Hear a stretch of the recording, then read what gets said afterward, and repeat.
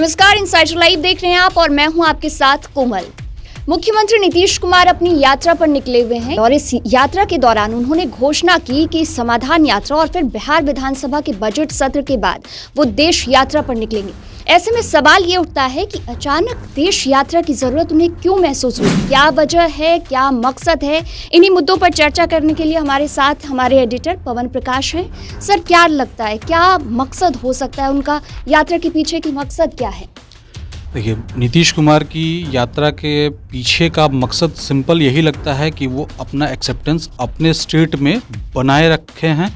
ये उनको जांचना है कि उस यात्रा से कितना आउटकम निकल के आता है। ये कुछ भी नहीं है, एक्सेप्टेंस है कि नहीं, हम जा रहे हैं तो मेरी बात कितनी हो रही है, मेरे बारे में लोगों का व्यू क्या है, ये एक जानना मकसद है। यात्रा पे पहले भी निकल चुके हैं, इस बार उन्होंने नाम दिया समाधान यात्रा। समाधान यात्रा का मतलब कि समस्याओं का समाधान करेंगे। अरे भाई, 17 साल से आप सीएम हैं, उसके लिए आपको समाधान यात्रा कोई निकालने की जरूरत नहीं थी। आपको सब कुछ पता है, समस्या पता है, तो समाधान भी आप ही को ढूंढना है, कंप्लीटली उनकी जिम्मेदारी है। इसलिए यात्रा की जरूरत नहीं थी, लेकिन फिर भी यात्रा कर रहे हैं। ये उनका पॉलिटिकली समाधान यात्रा है, उनकी राजनीति का समाधान यात्रा है। इससे जनता का कोई लेना देना नहीं है। अच्छा, आप बोल रहे हैं कि देश यात्रा पर निकलेंगे, ये समाधान यात्रा खत्म हो जाए, उसके बाद देश यात्रा पर। देश यात्रा की वजह क्या है, क्यों वो देश यात्रा करने निकल रहे हैं? मैंने आपसे कहा ना कि ये सिंपल एक ही लाइन है कि ये कोई मतलब जनता के समस्याओं के समाधान के लिए नहीं है। ये समाधान पॉलिटिकल समाधान देना है, पॉलिटिकल विकल्प निकालना है। तो इसकी यात्रा का पहला मकसद ये है कि वो ग्राउंड फुल प्रूफ करना चाह रहे हैं। कल की आपने उनकी बात सुनी होगी, तो उन्होंने कहा कि हम पहले अपने क्षेत्र को देख रहे हैं। क्षेत्र का मतलब राज्य, ये अपने पूरे राज्य को इसीलिए देख रहे हैं ताकि उनका बेस कंप्लीट उनके कंट्रोल में रहे, बेस पर वो मजबूत रहें ना रहें, दिखें ज़रूर, ये उनका क्लियर है। उसके बाद वो निकलेंगे देश की यात्रा पे, क्योंकि उनका एक प्राइम टारगेट तो यही है अगस्त 2022 से कि हमको अब देश को के विपक्ष को एक राउंड में करना है, क्लियर करना है against the BJP government, Narendra Modi जो भी हो। नरेंद्र मोदी के पैरेलली वो चेहरा बनेंगे नहीं बनेंगे, दिखेंगे नहीं दिखेंगे, ये बात की बात है, लेकिन कम से कम उनके साथ कुछ लोग खड़े हो जाएं, ये उनका मकसद होगा। और इसीलिए वो बजट सेशन के बाद से देश की यात्रा पर निकलेंगे। अच्छा, क्या लगता है, अभी राहुल गांधी हैं, यात्रा पे निकले हुए हैं, प्रशांत किशोर, तो क्या उन सभी से कुछ इंस्पायर हुए हैं सीएम? एग्जैक्टली, इंस्पायर वर्ड देना ठीक नहीं रहेगा। राहुल गांधी पहली बार यात्रा कर रहे हैं और उनकी यात्राओं में मतलब कि वो चीज़ अब आई है जो नीतीश कुमार 2005 से करते रहे। अप्रैल के बाद उन्होंने जून या जुलाई 2005 में पहली यात्रा की, तब से लेकर 17 साल में उन्होंने 13 यात्राएं की। बिहार भर की यात्रा थी, बतौर सीएम ही अधिकतर यात्रा नहीं, एक यात्रा को छोड़कर।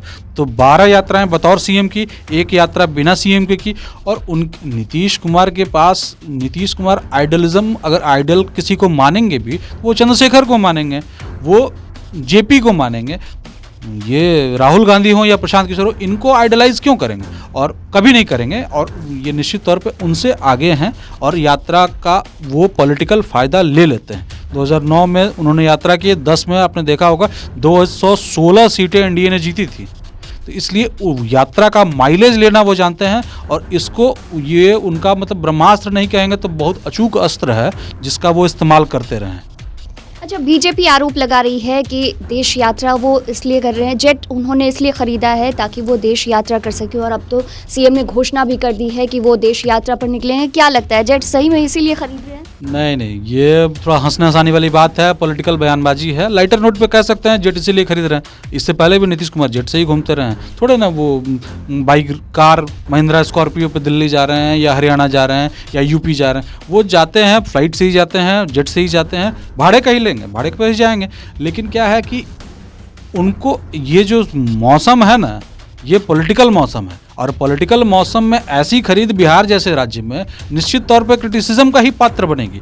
आप कह रहे हैं कि मेरे पास ये कमी है, वो कमी है, विशेष राज्य चाहिए, ये चाहिए, वो चाहिए, उठा दिया प्रशांत किशोर ने, या सुधाकर सिंह ने ये चीज़ उठा दिया। विशेष राज्य का दर्जा मांग रहे हैं 2012 से मांग रहे हैं, 11 से मांग रहे हैं। उसके लिए आपने एक और यात्रा की, तो और 350 करोड़ के जेट पर घूमेंगे। तो ये एक लाइटर नोट में कही जाने वाली बात है, लेकिन एक बड़े मास को ये पिंच करती है। सर, कह रहे हैं, कुछ लोग ये भी कह रहे हैं कि हो सकता है सीएम फिर से विपक्ष को एकजुट करने की कोशिश करें, क्योंकि 3 महीने पहले भी वो सोनिया गांधी, केजरीवाल सबसे मिले।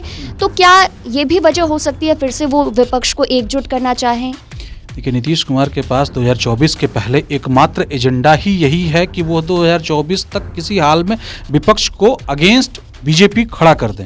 विपक्ष का कोई पार्टी या कोई दल, कोई नेता टूटकर एनडीए की तरफ न मिल जाए, ये उनकी कोशिश होगी। इधर वो नवीन पटनायक हो, ममता बनर्जी हो, नीतीश चाहेंगे ही नहीं कि कभी कोई आदमी, कोई नेता, कोई पॉलिटिकल पार्टी भी एनडीए में और जुड़े, सपोर्टर एनडीए के बढ़े, ये उनकी ख्वाहिश कभी नहीं है, क्योंकि उनको तोड़ना है, एनडीए को तोड़ना है सीटों के क्रम में। तो सीटों के क्रम में कैसे एनडीए टूटेगी? जब राज्यों से उसकी सीटें कम होंगी, बिहार से कम होंगी, बंगाल से कम होंगी। ये दोनों मेजर स्टेट हैं जहां से एनडीए को ठीक ठाक सीटें मिली थी पिछले चुनाव में। तो जब पिछले चुनाव में ठीक ठाक मिली थी, तो अगले चुनाव में तोड़ देंगे तो एनडीए खिसकेगी, 303, 315 जो भी है, तो उससे घटेगी, 272 से कम होगी। उनकी कोशिश ये है कि 2020-25 तक एनडीए को खत्म कर दें, भाजपा 200 के नीचे आ जाए। भाजपा के साथ एनडीए में अभी है बहुत कोई है नहीं, एकनाथ शिंदे गुट है, ऐसे ही लोग हैं, अपना दल है, यही लोग हैं। तो एनडीए किसी भी तरह 220-25 तक रुक जाए, ताकि ये एक पॉलिटिक्स वो कर सकें कि राहुल गांधी का एक्सेप्टेंस नहीं है तो दूसरा कौन बनेगा। कांग्रेस को कोई बनाना चाहेगा नहीं, क्योंकि क्षेत्रीय दलों की समस्या ही यही होती है कि उनकी अपनी महत्वाकांक्षा इतनी बड़ी है कि वो खुद को चुनाव के पहले कांग्रेस से बड़ा मानते हैं, और चुनाव के बाद अगर कुछ सीटें उन्हें मिल गई तो वो कांग्रेस से और बड़ा दिखना चाहते हैं। तो और बड़ा दिखने की चाहत में वो राहुल गांधी को सपोर्ट नहीं करेंगे तो किसी दूसरे फेस पर बात आएगी। तो उस फेस का जो आउटलाइन है वो नीतीश कुमार अपना देना चाहते हैं। सर, आपको लगता है कि विपक्ष सीएम नीतीश को फेस बना सकता है? कहीं से भी ये चीज़ लगता है कि ये बना सकता है विपक्ष, पूरा विपक्ष एकजुट होकर सीएम को फेस बना दे, ये पॉसिबल है? ये बहुत मुश्किल बात है।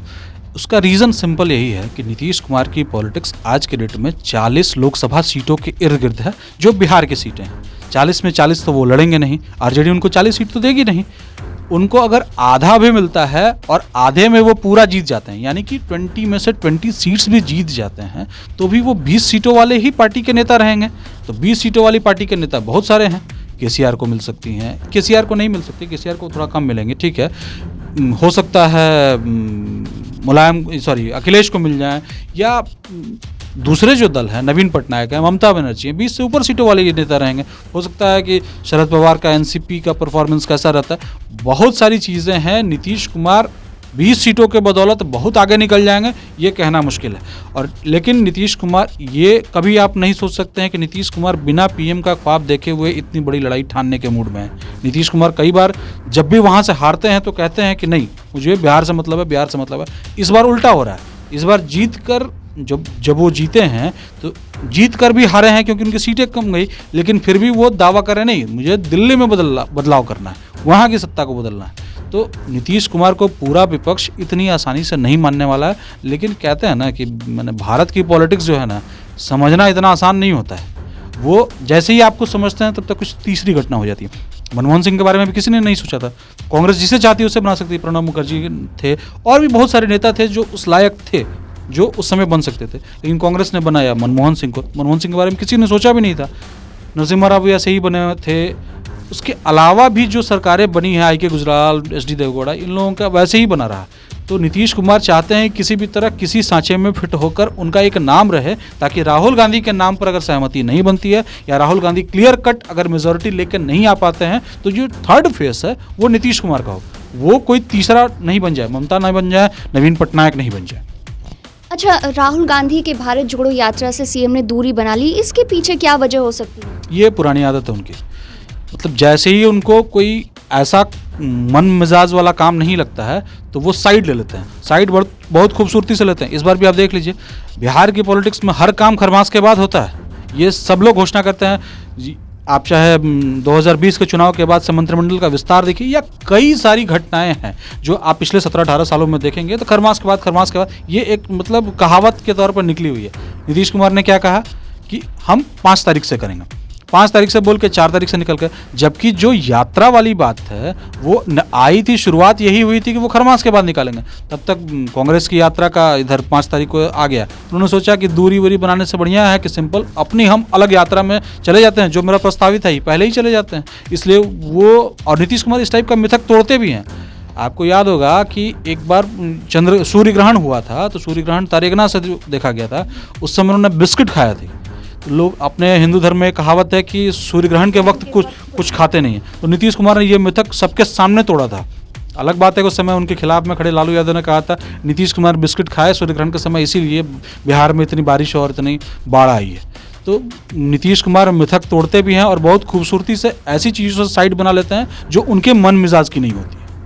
अच्छा, विधानसभा चुनाव में तो वो तीसरे नंबर पर चले गए, तो क्या लगता है लोकसभा चुनाव में लोग उनको वोट देंगे? क्योंकि विधानसभा चुनाव में ही जब सपोर्ट नहीं कर रहे हैं तो लोकसभा चुनाव में विधानसभा चुनाव और लोकसभा चुनाव दोनों अलग सिनेरियो में होता है, दोनों के टारगेट्स अलग होते हैं, दोनों का जो जनता भी अलग तरीके से देखती है। जनता ये देखती है कि दिल्ली में कौन।